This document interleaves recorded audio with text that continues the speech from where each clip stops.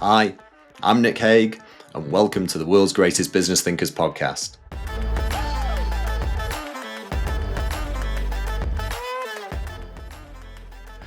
Philip Kotler is the father of modern marketing and one of the world's most renowned marketing experts.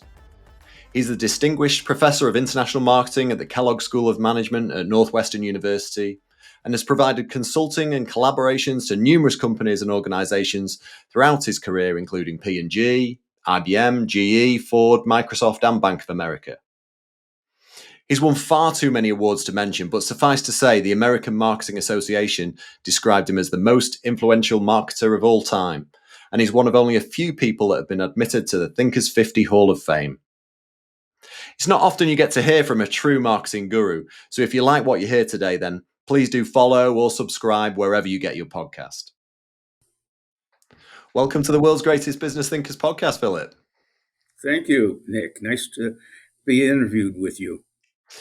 Well, if there ever was a guest who didn't need to introduce themselves, then I think you'd be that guest, Philip. But for the odd listener who may be new to marketing or hasn't read one of your 80 books, then as a way of an introduction, I'd like to understand how you fell into marketing originally. As it wasn't always the discipline that we know today, of course. Well, I actually chose initially to be an economist and possibly a lawyer and possibly an accountant.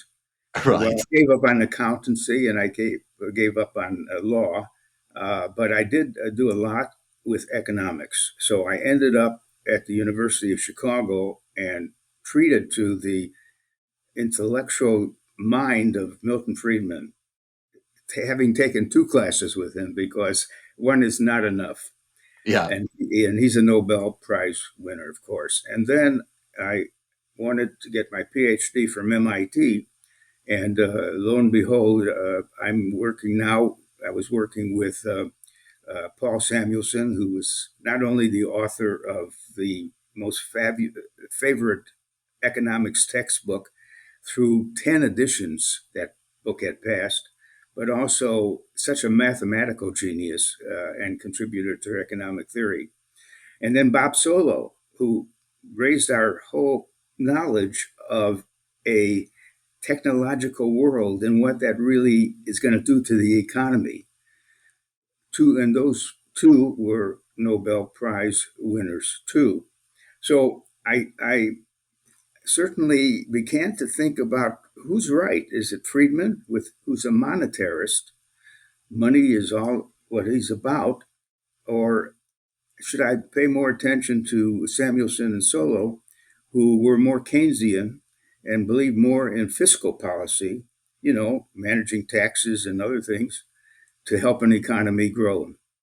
So I moved toward the Keynesian side, and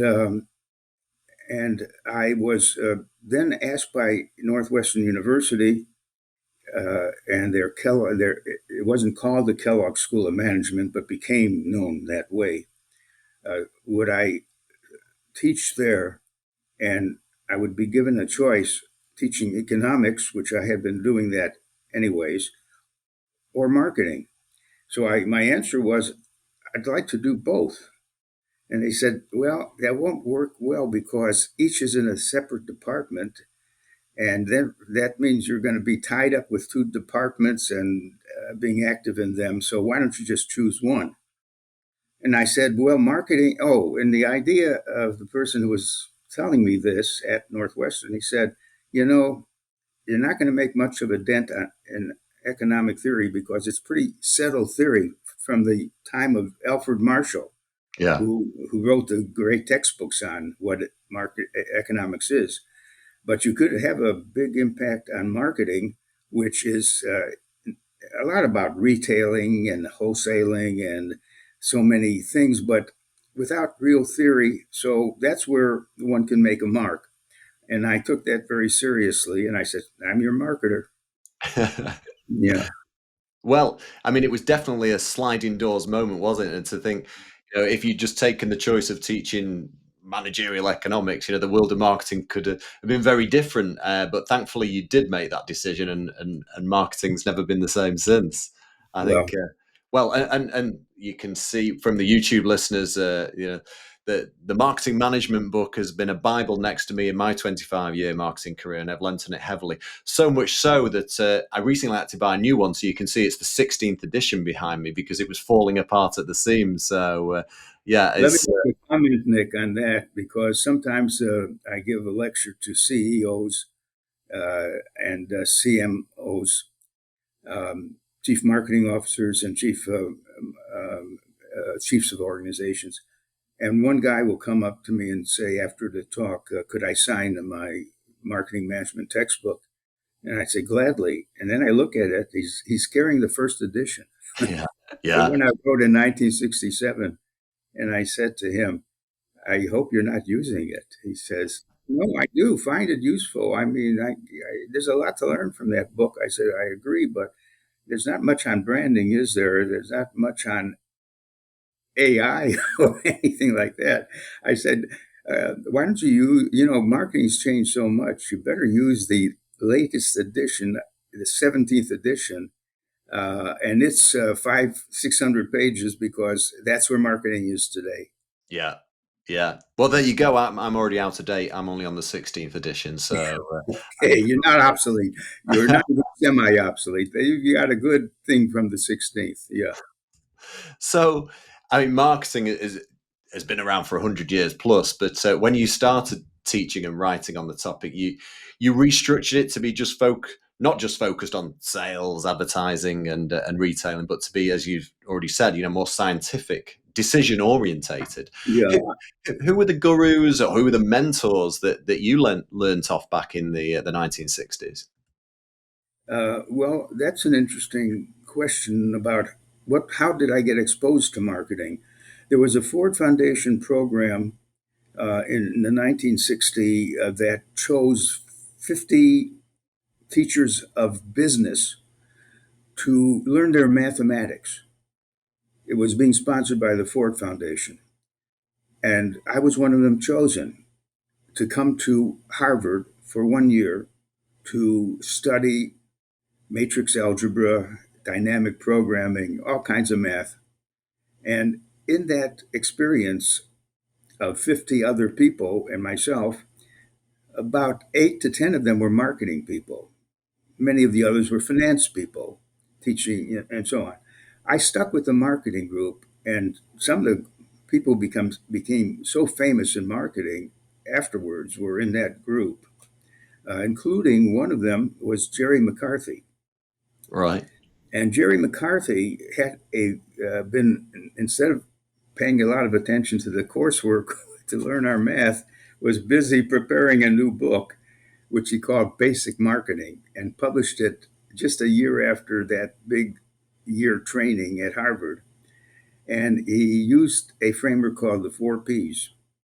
And I took to that framework: product, price, place, and promotion as the fundamentals of marketing planning.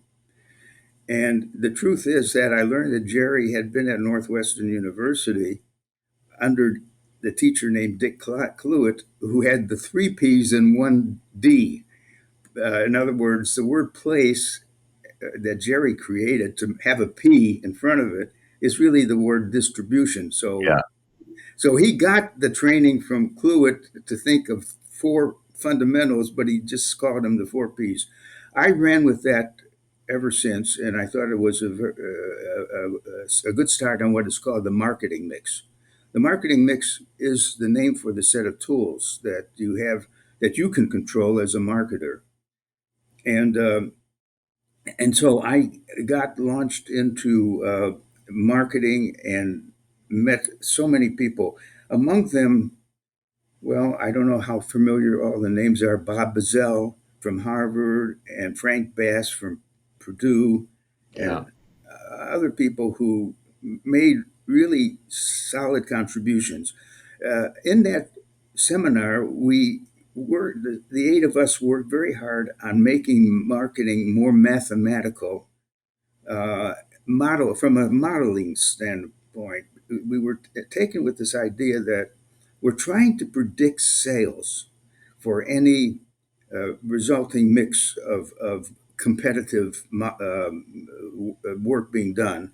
So if we had an equation, sales is a function of the prices that are being charged, the amount of advertising being bought, all that, that we could model and forecast fairly well, maybe what sales will be. And since we know the costs on a separate equation, the cost equation of all the expenses in marketing, and that we could find out how to maximize the profits, not sales, but the profits we will gain from our strategy.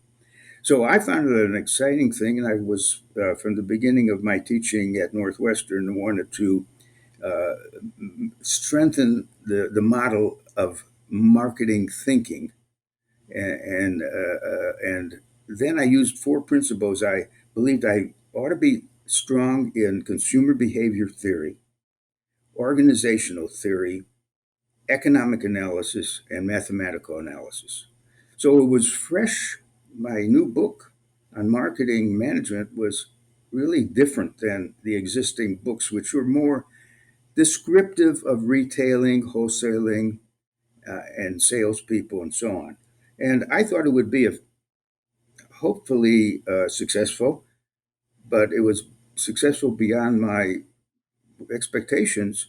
And I finally realized why. So many teachers of marketing didn't get the amount of respect that they thought they deserve, and it was based on other other academics thinking marketing is so easy. It's not like finance. Yeah. Anyone can say they know marketing. Here was finally a book that said it's more than just about retailing and wholesaling. It's about a way of creating value for your choosing someone to serve and contribute value to their problems so that they will buy and repeatedly buy from you. So that was my motivation. Yeah, yeah, and well, and that's some group that you first came into contact with, and I definitely prefer the four Ps rather than the three Ps and a D. It rolls off the tongue a bit easier, but Except now the marketing mix has to be larger. And I did write about the seven, and I can't call them the seven P's because they all don't all begin with a P. But if you don't mind, I want to keep the four. But for product, I also want to add services. What good is it to make a product sold with poor service? You're a loser yeah, if you do that. So service must always be present as a part of the package. Then I also want the word brand to be standing in the planning process. You're not just planning a good product; you're planning a good branding of the product. yeah, So that added two more things, and then I said price. Price isn't enough in the plan because price keeps being changed by recession or the circumstances. We have to have something else showing that it's not a fixed price. It is a flexible price. And let's use the word incentives, that you're going to set a price and you're going to set incentives to guide the price downward or upward, et cetera, and so on. And then finally, I wanted to name the one called place. Hey, call it the distribution system. And the one that's called promotion, no, call it the communication system. Because, the idea of promotion is kind of narrow. Any business has to communicate not only persuasive things, but just how help the customer feel who you are. Everything you do is communicating something about yourself. So have a good communication system, a good distribution system. Now you have seven P's. yeah, yeah, And the funny thing is, there used to be 12 planning elements, where one of them was insurance or whatever. At Harvard, they had a good professor who had 12 things you work on in building a marketing plan. Well, I'm pretty comfortable with the marketing mix of the seven elements. Yeah. Well, and that's why you're the father of modern marketing, Philip. And here you are at the age of 94, still writing, still teaching, speaking, searching for the next great idea. What I'd really like to know is what drives your hunger. What drives you today? Is because you seem to be driven as much as you ever were. Yeah. Oh, there's so much changing now, particularly the revolution in digital and in the AI revolution. For example, years ago, marketers, in trying to reach their customers, had to go to file cabinets, which had folders. One folder may have in it a lot of information about some key customer, uh, what the customer likes, where he or she shops, and reads what they read, and so on. But folders, what a difference that this digitalization of information has led. It's all on our screen. This very screen you're looking at and I'm looking at, I can get any information I want. All right, so that just digitalizing your records has been a breakthrough. But then for AI comes along and it takes two forms. One is what we might call general AI, where AI, we use artificial intelligence to just run our company in many ways or to change, to facilitate information and so on. But then there's this special branch called generative AI or chat GPT, which is proliferating anyways, and which hopes to facilitate and speed up any work we have to do in putting together text or images or videos. Now it's reached a point where we could even ask ChatGPT to create a video on the shoe company I have and make it a 30-second commercial and show the shoes flying in the air. In other words, I create a prompt, maybe a very deep or long prompt, and that machine is AI is so smart. In no time, they generate a video that I can use, and I would probably reshape it and go back a few times until it's perfect. So, marketing not only has those things, but there's other new technologies like the the robots that are coming here to do some extra thing, the drones. All of those may have implications.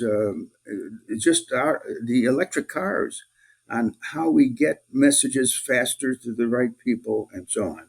Yeah, yeah. Well, it certainly has, changed dramatically, and it seems to have been more so in the last few years. What we've talked about AI, we've talked about technology there and digitization. What do you see as the most significant differences today from your early days of teaching marketing, back at Northwestern, or do the principles still stand true? There have been some basic changes. I think when people worked in marketing, they thought mostly in terms of mass marketing because their inspiration came from Coca-Cola and McDonald's and so on, who could put out an ad, a 30-second set of ads that would be for everyone. In other words, everyone should be drinking Coca-Cola, everyone should be going to McDonald's. And that's mass marketing, and it's still used by some of the big companies. But one change was to get down to what we call segment marketing. That since if everyone's doing mass marketing, they're copying each other. How about the one that decides to define more carefully the target market, made up of people who have a similar need that could be satisfied by a company that has a solution. So then we've gone further. So we went from mass marketing to segment marketing to one-on-one marketing. That's the latest now. Yeah. That if we collect enough information on each good customer we want and find, we will know what they want and we can personalize and customize. Now, most companies are not ready to do that. though ironically, the smallest of companies and most of the world is filled with small companies, not big companies. Uh, I was just talking to someone from, well, even in Japan, 99.7% of all companies are small or medium in Japan. Yeah. Yet all of our literature is about the big companies. Yeah. In fact, I wrote a book to offset that. Called recently, I published a book called um, Enlightened Management, and it's directed to management, not just marketing, for small companies. And they are the ones that should get close to the customers because they know so much about the few customers they have. You know, it's the old shoppers world. You remember when you could walk to your pastry shop and get a bagel or something. You can walk to your winery. You knew all these shopkeepers. Yeah. That world has changed significantly, but there's still a lot of companies that are small, and they are the last ones to know marketing because it's intrinsic that they are marketers. They're known by their customers. They know their customers. Now big companies have to work very hard to gather the information so that they could know something in one-to-one marketing about who who they're selling to. Yeah. Well, I've read a few of your books, Philip, but I haven't read that book, so I need to look that one up. But like you say, it's all about the Amazons of this world or the Apples of this world, Yeah. and they're so far removed from their customers. Whereas the market trader, the person who has the corner shop, they're very much in partnership, speaking to the customers every day, so understand their customer needs and can very quickly change to meet their customer needs. So this idea of customer relationship management (CRM) is a big one for very bigger companies about really how do you build a follower or a fan when you don't know these people. You have hundreds and thousands of people buying from Amazon. You don't know them, but how could you retrieve the image of the personal service and business that the small companies can normally have with these people? Yeah. With all your years of experience in the field, what do you see as the biggest challenges for marketers today?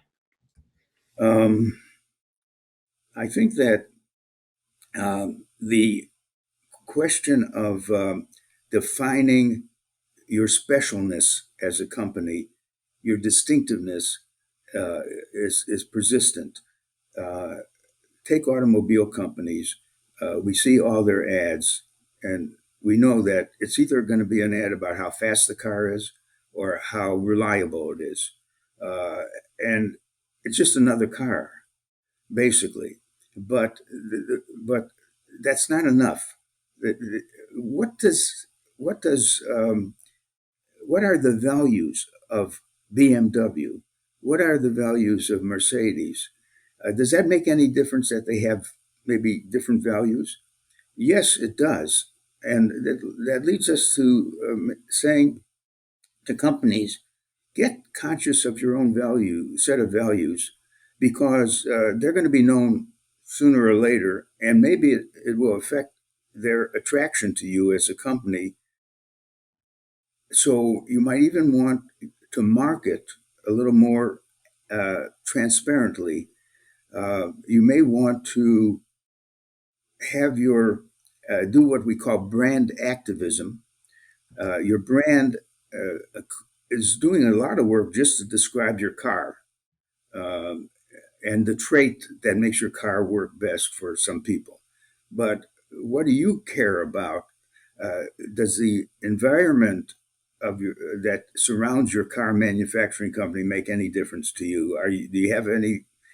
Are you saying to your customers too how important it is that they should back uh, good air and good water and so on? So brand activism is a posture, one of several that a company could use to stand out in some way for some set of customers.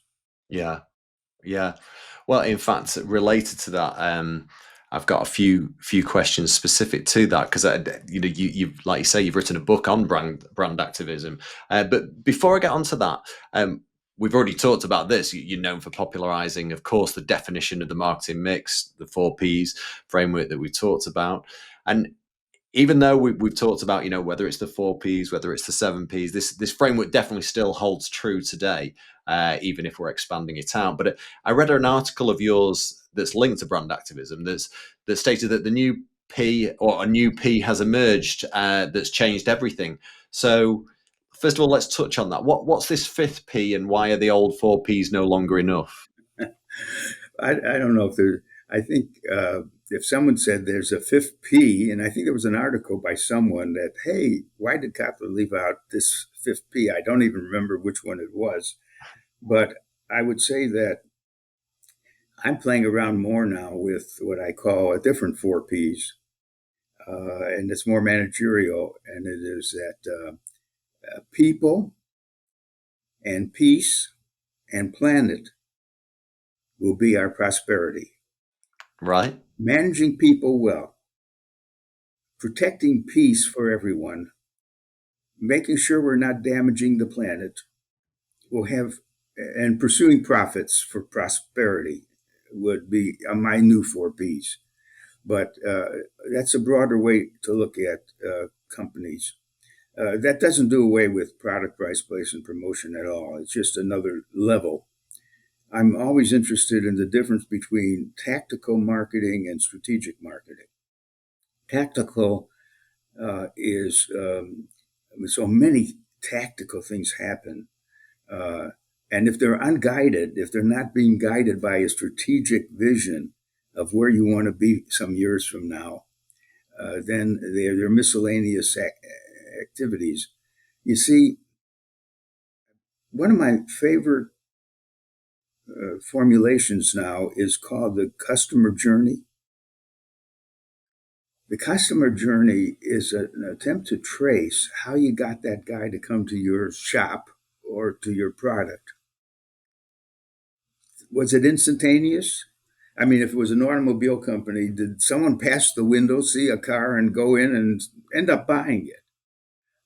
Or is it a deliberative process where they see an ad, their car has a little problem, maybe I might buy a new car, or maybe not. But if so, who would I consider even? What kind of car, etc.? All that is the journey. Now, the journey that the person takes is made up of touch points. It could be an ad. It could be a conversation with a fan of some other company. So many touch points. Now, if your company is not aware of those touch points on the journey, and therefore have taken no position at that touch point, you probably aren't going to be someone selling that car to that person. So the job is kind of a tough one, to be at the key touch points on the journey toward considering whether to buy something. And it doesn't mean that a mention is enough. You certainly don't want you want that customer to talk to someone who owns that kind of car, but if it's a negative experience to hear what that person said, then you're lost already from buying that car. So you have to have a strategy that comes out of understanding the journeys that people take to end up with some product or service, and to manage the complexity of all the touch points in a way that you're coming across pretty positively, not on every touch point, but on the ones that are key to decision choices made by people who experience your company. So that's a framework I think has come along not far enough. I think we need more work on mapping customer journeys. Well, I fully agree there, Philip, and actually, I've written books on customer experience and run many workshops with clients, around trying to map that journey. But it's not an easy one, is it? And there's lots of complexities. It's definitely not linear, and so in this digital world, understanding those journeys it is crucial. And I suppose it comes back to when you are on that journey and you're picking up information, you've already talked about it. It's that peripheral, value that the brand stands for. What does the brand stand for, and how is that going to influence? Should you show your company's values in a sense? Now, I must insist that you show, if you're going to show something beyond what the product and service is like, it should be a high consensus position. In other words, a lot of people want a better environment. So you can come out and state to your fans and your followers that you're in favor of positions of a better environment, because that's high consensus. But don't get into something that's controversial because you'll lose half your market. Yeah, And right now, with what's happening in the United States, with uh, one party dominating, that is concerned with everything you say, it's going to lead to a lot of companies withdrawing, maybe the articulating what their real values are. They don't want to be accused of being woke or some other bad word. So I'm when I say, hey, company, share with your customers what you believe in. They may say when the time is right, not now. yeah. Yeah. Well, and that brings me back down to that fifth P of purpose and brand activism, because I think if you think about a company's purpose, you can go one step above that in order to promote improvements in society for, as you say, for the common good. Yeah. Uh, so, what is exactly brand activism, and why is it the next logical step for companies to move beyond that purpose driven nature? Yeah. Well, it's because of the similarity of the uh, claims made by competitors, that they are all pretty much alike in what they say about their product, and all products are improving all the time because no one can afford not to uh, meet the expected new standards for any product or service. So how do you, if your product is pretty much creating the same value that the competitors are, what else can you pull on? And you could pull on your history. A very big part of marketing success is storytelling. Uh, that gets to people. It's more intimate. It says, well, just take the Walmart story. How Walton had decided that everyone should be able to get low prices on everything that's made. And Walmart uh, is a beautiful story. So the whole question is, how do you personalize your your development as a company in a way that some people like that story, and they could even explain, if asked, why they buy from that company as opposed to some other company. Yeah. Now, a company without stories is just another company. Yeah, absolutely. Absolutely. And I think, around that, building a brand, driven by values, it's taking it, it's not just for profits, it's moving beyond traditional marketing. And as you say, sometimes it can be controversial, can't it? I think a good example, I love my sports, and I think around brand activism, I really like the story that Nike took when they backed Colin Kaepernick, the NFL quarterback for the 49ers, in that well, the story wasn't it, that it was a national debate over in the US over racial injustice because he Right. kneeled during the national anthem, and they created this campaign called Dream Crazy, with the strapline "Believe in something, even if it means sacrificing everything." And It really showed what Nike stood for. They stood for and stood behind Colin on that, and I think it's important that you brands do stand for something, but make sure they they mean it when they do. Yeah, some companies are well known for how they started and their adventures and challenges.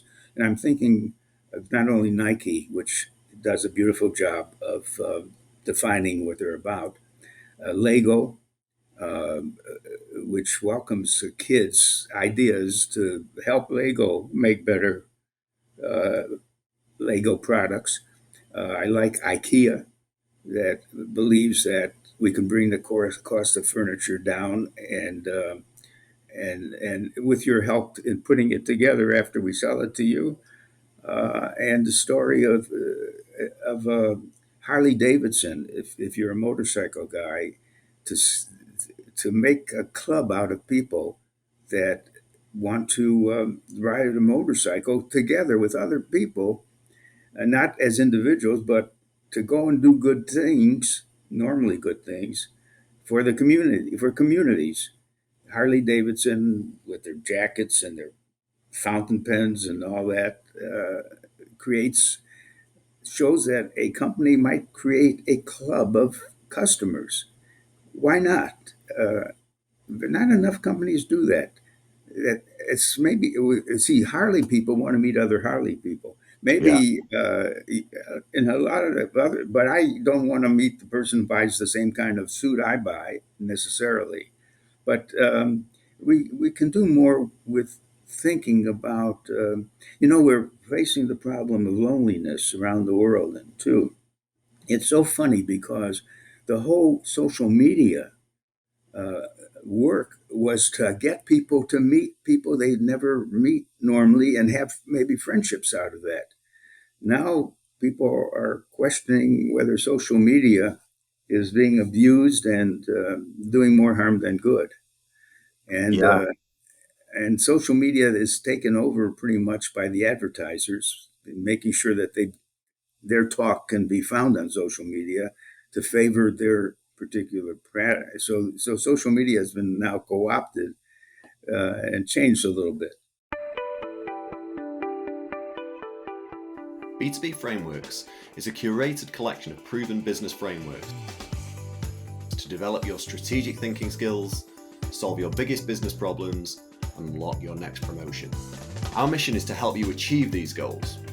We want to create the next generation of successful business leaders by providing the tools and frameworks needed to create effective strategies that drive business growth. Each framework comes with a downloadable set of instructions with large, colourful diagrams and editable templates to guide you through the process step by step and prompt you to consider the problem from every possible angle. Along with audio guides and educational tools, our extensive content library is full of real-world examples and case studies of strategic thinking in action. So why learn with B2B frameworks? We've carefully curated only the most effective, proven business and marketing frameworks. Our downloadable materials and audio guides will help you easily apply each framework. And the insights and advice you'll find across the site are based on 30 years of consulting experience from one of the world's leading business strategy experts, Paul Haig. B2B Frameworks is a small investment to advance your career or grow your business.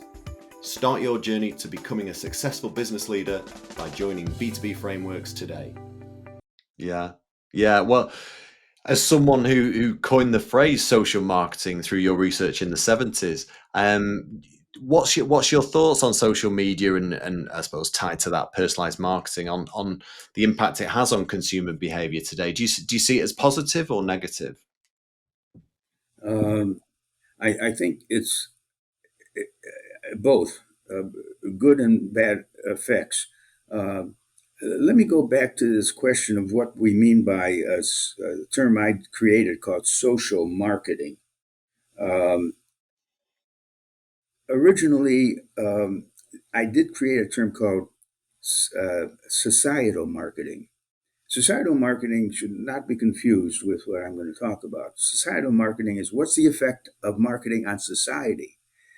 For example, one effect is we become very materialistic. We get focused on goods and services and what we call a better material life. Uh, so people investigate the long effects of marketing on society and on the society's mentality. But social marketing is not about that. It is about, it should have been called social cause marketing. What we noticed is that a lot of people are engaged in self destructive behavior. They're addicted to self destructive behavior. They smoke cigarettes. Cigarettes will shorten your life. They become alcoholics. That's not going to help you very much live a good life either. Um, and it led us to think that maybe marketing could be used to help people who have addictions that are destroying them.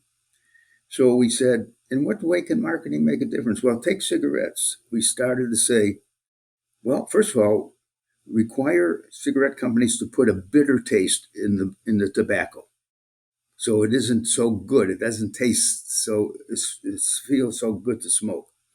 Raise the price of cigarettes so fewer people will be able to afford them. Uh, Place. Make sure it's hard to find where the cigarettes are. Not they're not in every vending machine. They're in the closet, and you got to ask for them. Yeah. Finally, use promotion to show the ill effects of being hooked on cigarettes, and show a picture of a person's face where you can say, "Oh God, they must be ruining their own lives."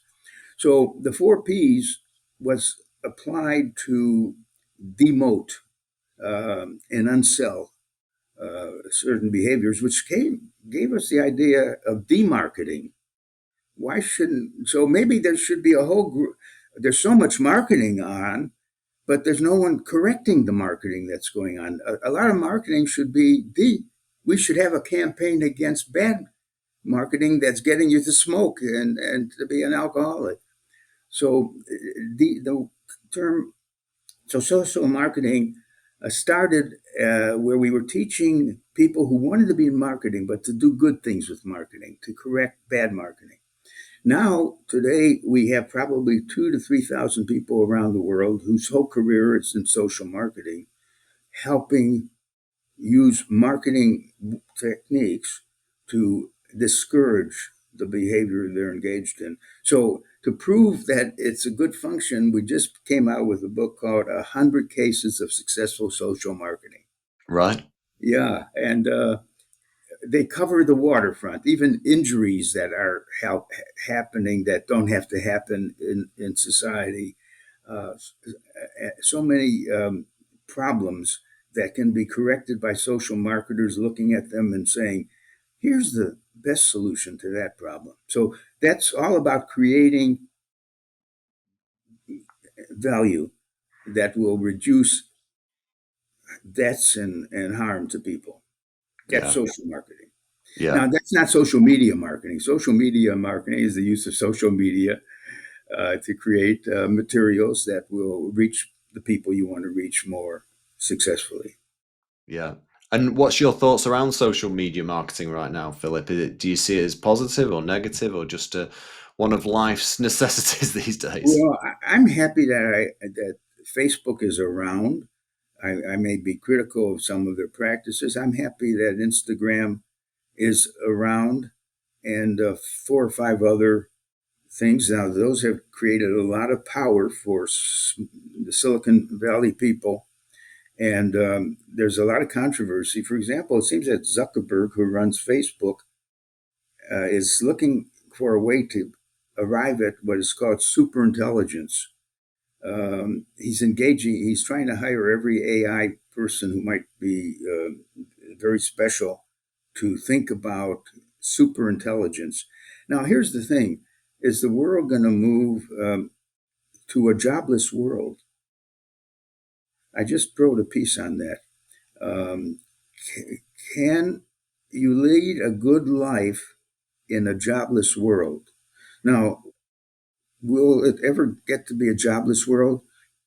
Yes, it has to be, because AI will take over, as we've seen it, um, the initial work of new lawyers. We don't need what they usually spend 3 years in their law career. It's all done by AI. It's affecting doctors. It's affecting so many people. Now, there will always be people with jobs. These are called caretakers. I mean, you got to take care of your parents. You got to take care of your children. You've got to. You have to have government people and people running the country. But there may be eventually. There was a book written called "The End of Work" by Jeremy Rifkin back about 20 years ago. Rifkin's a very good social thinker, original thinker, and some of his other books are also interesting.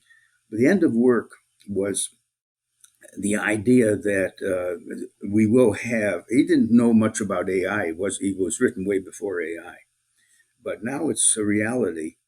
That and the question is, how do we help people who, when there aren't enough jobs, real jobs? Well, we give them a UBC. We call it the Universal Basic Income, UBI. Yeah. All right. UBI will be necessary for people to be supported in their living needs, and it has to come from taxes on business, which makes the which make profits, but we have to use some of the money made that is given normally back to the investors of a business to be supporting the people who are permanently jobless. So I've speculated beyond the normal speculation of what the world would be like if there was a permanent group of jobless people, and I hope to stimulate more thinking about that. It's not the normal situation is you have a recession and a lot of jobless people, and you give them some employment money, and then the economy picks up again. I was talking about a different situation where joblessness is intrinsic to the economy because of AI, Yeah. basically. Well, I mean, and it's interesting you say that actually, because my previous guest, he's called Vikram Mancharamani, and he's a global trend watcher, and he was talking exactly about that too. So it's fascinating and scary in equal doses, I think. Yes, Um, and yes. and actually, I mean, you may touch you.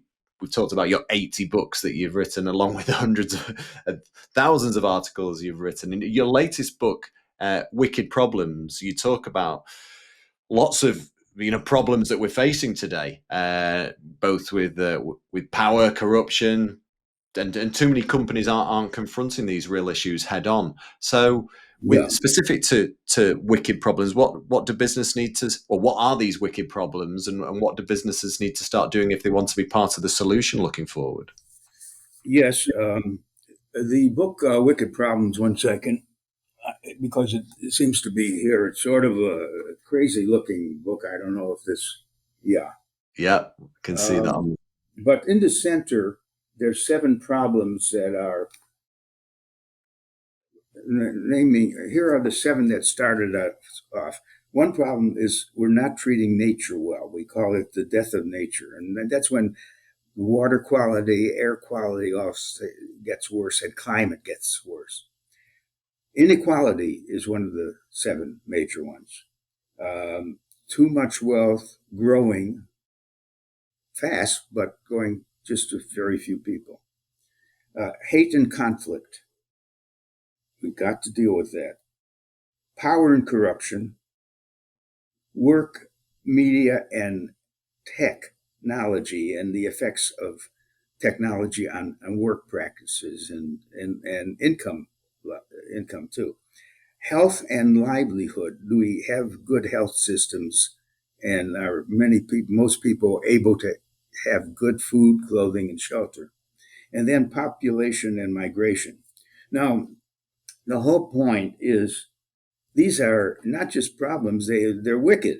Wicked is because they have 2 reasons. One is hate is fed by so many sources that not just prejudice and things like that, but systematic forces of racism and so on. And therefore, we have to decide which ones have the big weight of if there's 12 things shaping hate, which are the most potent factors that we have to deal with. But worse than that, each of the seven big problems make the other six weak and trouble too. In other words, the very seven problem. In other words, inequality is affecting power and corruption. Inequality is affecting our choices on population and migration. So they're wicked in the sense they're all tied up. Right. So the whole book has 600 pages of analysis of these seven problems and their sources and their solutions. And I think that it's a book that should be on anyone's shelf who wants to open up and look at any of these problems, because we show what's causing these problems. Yeah. Now but that's one of two. You see, by the way, that was my 100th book. I've not done 80 books. I've already done 100. Uh, Wow. uh, but I'm not boasting about that, because I'm always in the shadow of what's his name, who the science fiction writer who did 500 books. I'm not sure who that is, but that's a hell of good going. I think. The one who even dictated the rules for robots who are going to behave themselves. But Asimov, I think Asimov.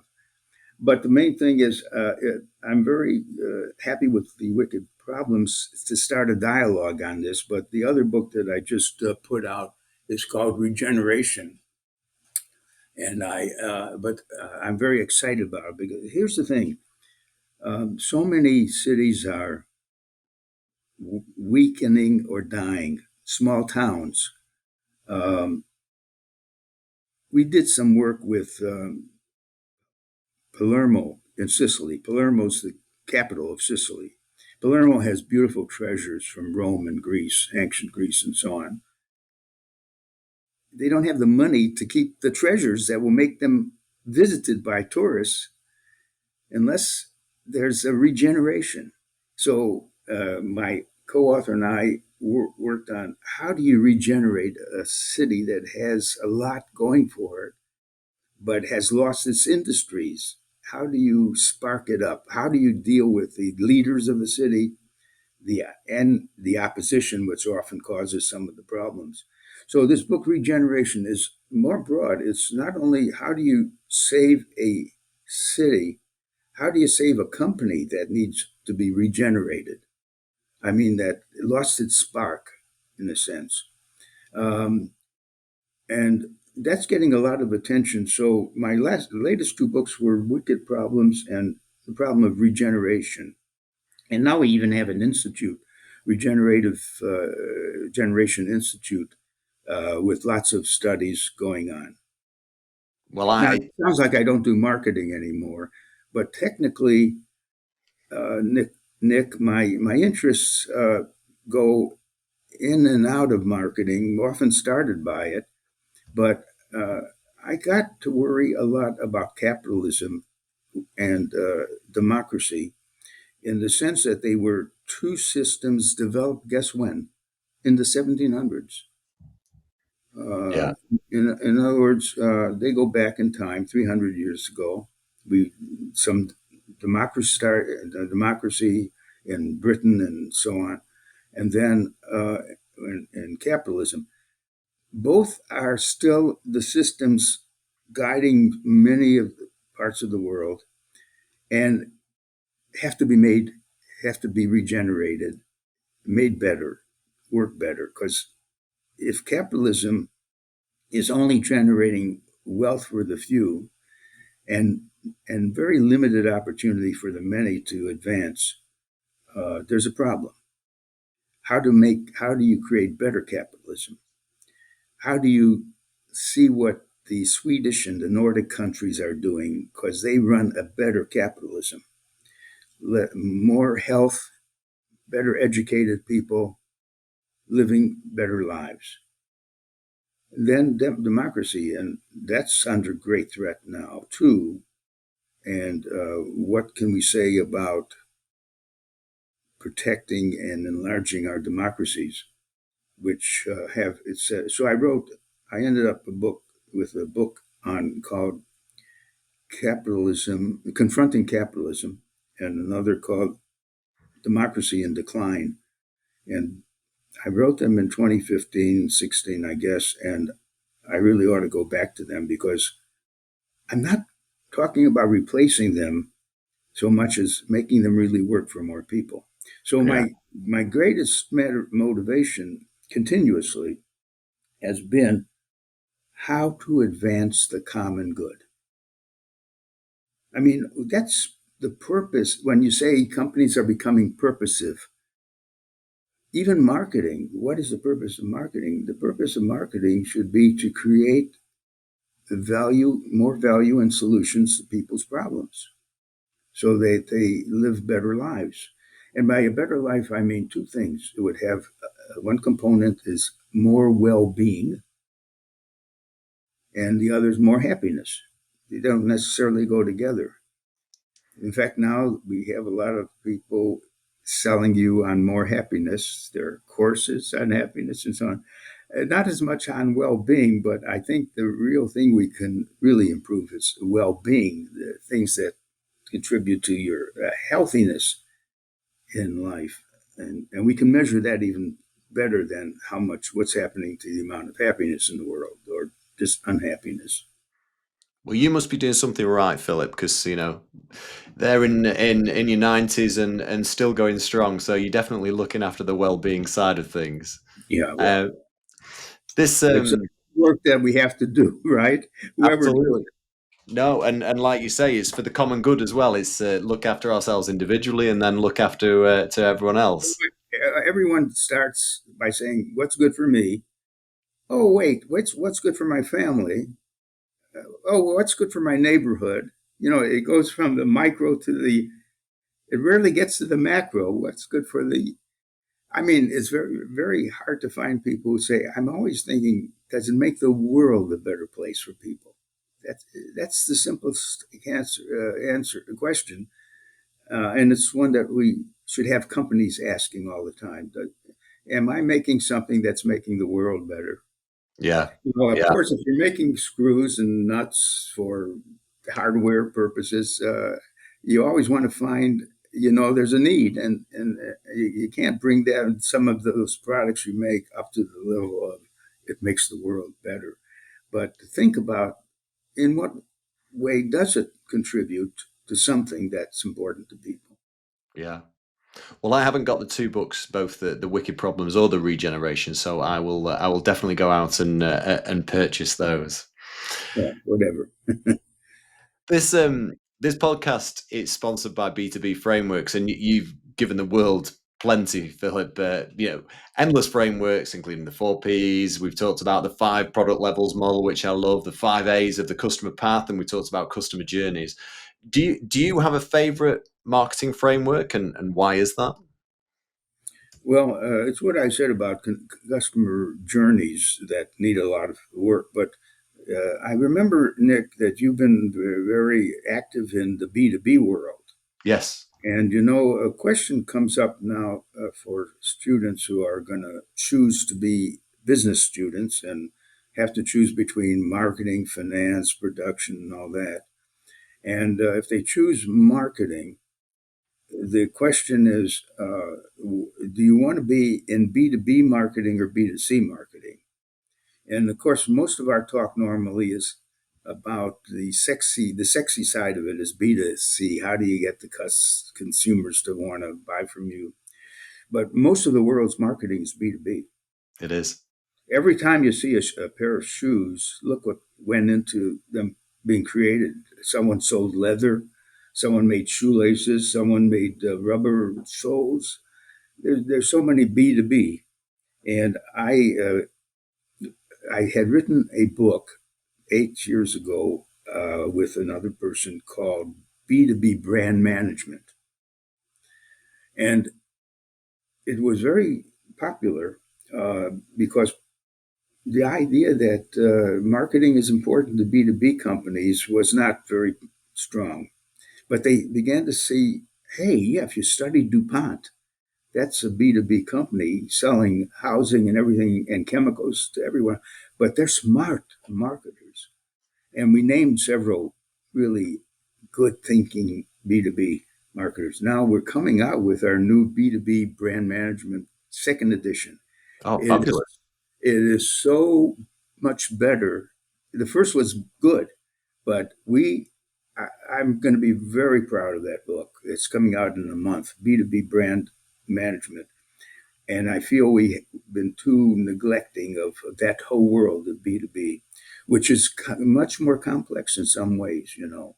To make a sale of an airplane to an airline, look at the work that goes on with meetings and competitors, each trying to capture you, because if they capture whoever captures um, you has to stay with that product line forever almost. Yeah, yeah. Well, as a career B2B marketer in market research, then you're definitely preaching to the converted. So I can't wait for that to come out. So next month, yes, there's going to be a few books bought by Philip Kotler in the Hague household. Well, yeah. Any other questions that might comment on before we finish? No, I don't think so, Philip. I'd just like to wrap up. Really, I have a set of few questions that I ask all my guests, and in fact, I've already mentioned Vikram Mancharamani, who is a Harvard lecturer, global trend watcher, and he's written various books. Think for Yourself. It was about restoring common sense in this age of experts and AI. And his question to you, Philip, is: we live in a complex world that is data flooded, making us ever more reliant on experts and technology that try to tell us what to do and how to think. If individuals did start thinking for themselves, how would you identify independent thinkers and how would you market to them? You know, it is true that our thinking isn't original thinking most of the time. It is that we have fallen um, in love with some people who are thinking a certain way. We have, I just wrote a piece about the intellectual world. Um, and intellectuals are generally not liked or often dismissed, but they are found on the left side and on the right side. They're found in think tanks, and they condition our thinking very much, whether we are aware of it or not. But you're talking about, I'm not, I was talking about intellectuals, but experts in general. Now, here's the thing: choose your experts carefully. Hopefully, they are not political, that are not based on trying to be on the left or the right side. Let's take the following example. Uh, I would recommend Bill Maher, Maher, uh, who thinks normally as a liberal, but he also met with Trump and said some nice things about Trump, surprisingly. Uh, and from time to time, he's just going back and forth. So, and then the guy named, he's a marketer at NYU. Uh, he's very good too. I'm trying to remember his name. So the point is, choose. We're still gonna be fans of certain experts. Now, to say you should be a thinker who has no expert shaping our mind is I think the whole problem is choosing experts carefully who seem to keep coming up with ideas that you like and giving a better sharpness to those ideas than you're capable of. Um, but be conscious of who your intellectual um, people are who are be judgmental, be careful about intellectuals because they may often be too much on one side and try to think a little bit of the think in terms of opposites often. Milton Friedman taught me this. He says one of the reasons he's so successful in argument, he always invents what they're going to say in advance. Yeah. So, okay. I Yeah. like that person's book that you mentioned about try to be thinking for yourself too, as much as Yeah. possible. Yeah. Yeah. And just a couple of questions from our listeners. Firstly, Kim, who's I'm based in Manchester, England, as so is Kim actually. She said, as a new marketing graduate, what advice would you give when entering this competitive and constantly evolving landscape? Yeah.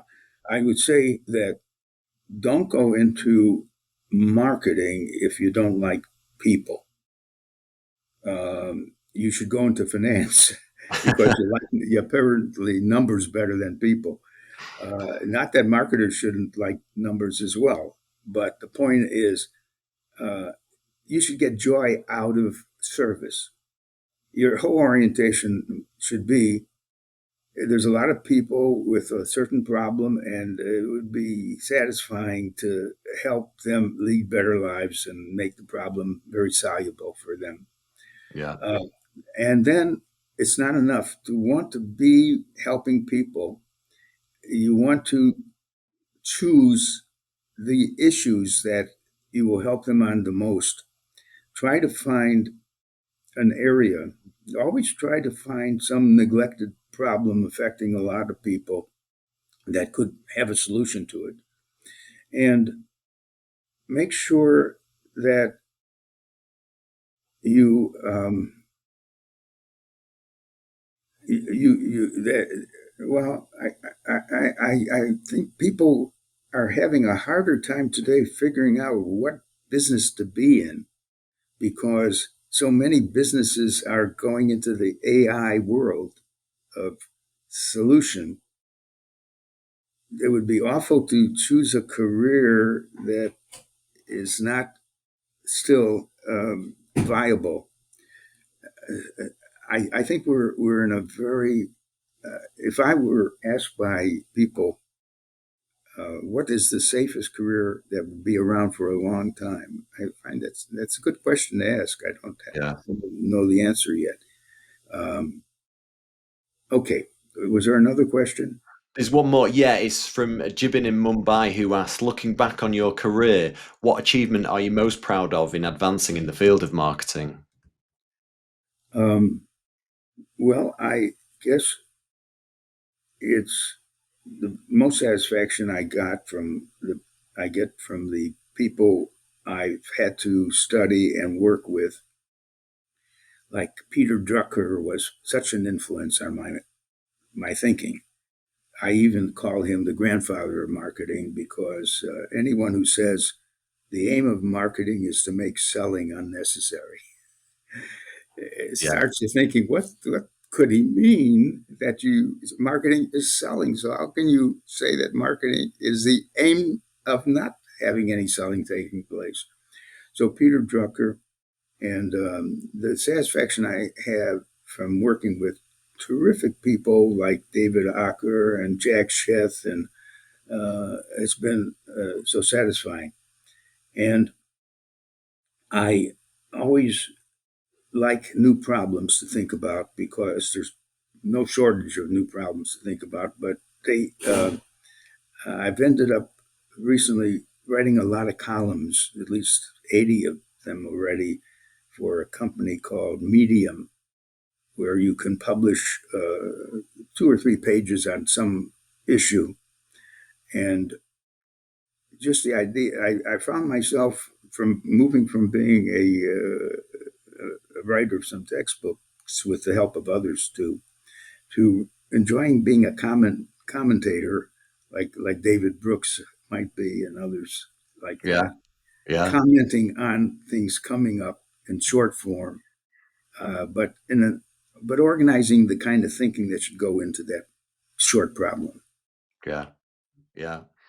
And I know we spoke before we started recording today, so I normally ask a guest on who they'd like me to reach out to and invite. And you just mentioned David Acker, then that you said that I should definitely have on to talk about branding in particular. He's the father of branding, and he's always interesting. I will definitely have him on. Um, what's the best piece of business advice you've ever been given? Well, I guess it was being told that if I'm going to teach economics or marketing, the advice was go into marketing. You can make an impression there. That Yeah, was the yeah. best advice I've ever received. Yes. And aren't we glad that you got that piece of advice? And my final question, Philip, is my next guest is Roger Martin. So he's a writer, strategist, and was named world's number one management thinker by Thinkers 50 in 2017. What question would you like to pose to Roger? By the way, he certainly deserves being number one in management. And whenever I see a piece that he's authored, I have to read it too. Um, the question I would ask him is, let me think about that, because as companies find more savings in applying AI to replace human workers, what responsibilities should companies have to the workers that they are displacing? Yeah, Now, he may just say that the government should take care of those, or someone has predicted or proposed that the company should be taxed for giving support to the workers they're replacing. In other words, it's not that the government comes in and supports them, but to some extent, they're more careful in displacing workers. They could be casual and say, look, we don't need you 100 people, but maybe they have some responsibility. And let's see what Martin has to say about that. yeah. Well, we've touched on that with universal basic income today, so it'd be Yeah. really interesting to see what Roger says about that. Philip, I can honestly say it's been a life goal to speak with you, and so thank you for well ticking that bucket list goal of mine.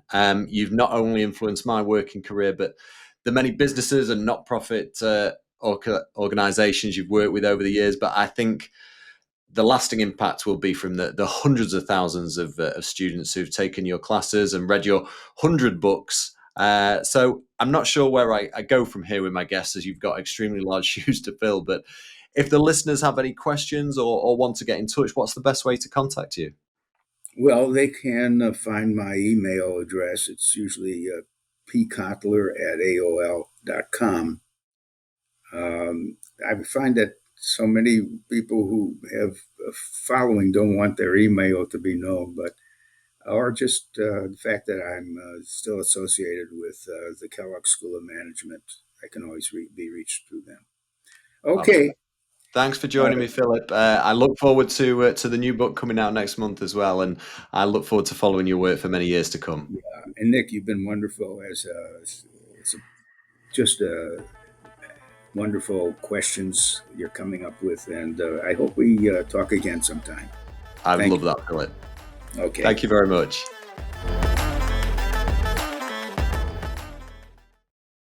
This podcast has been brought to you in partnership with Awards International.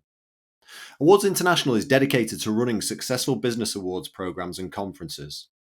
Founded in 2008 by Don Hales and Neil Skihel, the company's core mission centers on honoring and celebrating exceptional achievements in customer and employee experience, but also in overall business excellence across diverse sectors. In addition, their aim is to showcase best practices, innovations, and achievements that contribute positively to these areas, ultimately inspiring other organizations to improve their own customer experience, employee engagement strategies, and overall business success. To find out more about Awards International and how to register your interest in their awards programs, check their website www.awardsinternational.com.